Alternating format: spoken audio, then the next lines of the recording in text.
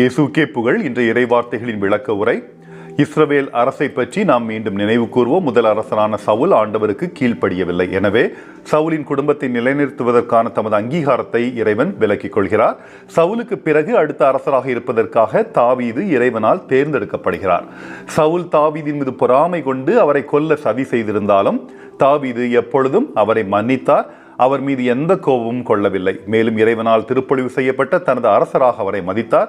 ஒரு கட்டத்தில் விரக்தி அடைந்த தாவீது இஸ்ரவேலர்களை விட்டுவிட்டு பெலிஸ்தியர்களுடன் கூட்டணி சேர்கிறார்.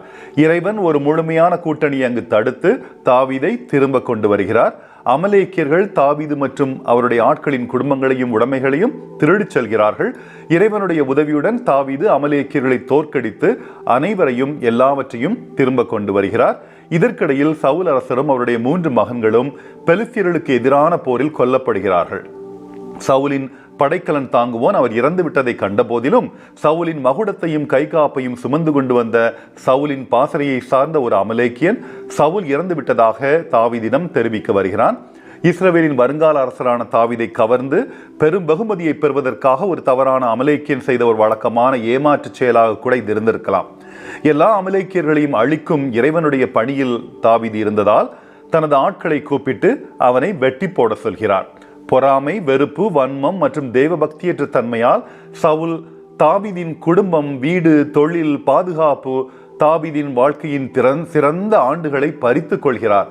மேலும் சவுல் இறுதி வரை முற்றிலும் மனம் திரும்பாதவராக இருந்தார். ஆயினும் சவுல், யோனத்தான் மற்றும் இஸ்ரவேல் வீட்டார் ஆகியோரின் மரணத்தை பற்றி கேள்விப்பட்ட போது தாவீது துக்கம் அனுசரித்து அழுது புலம்பி நோன்பிருந்தார்.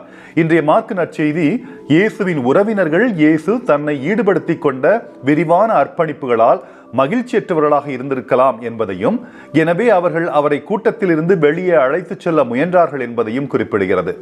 இயேசு தம் தந்தை தனக்கு கட்டளையிட்டதை நிறைவேற்ற தயாராக இருந்த போதிலும் அவருடைய குடும்பத்தினர்கள் அவருடைய பணியை தடுக்க முயல்கிறார்கள்.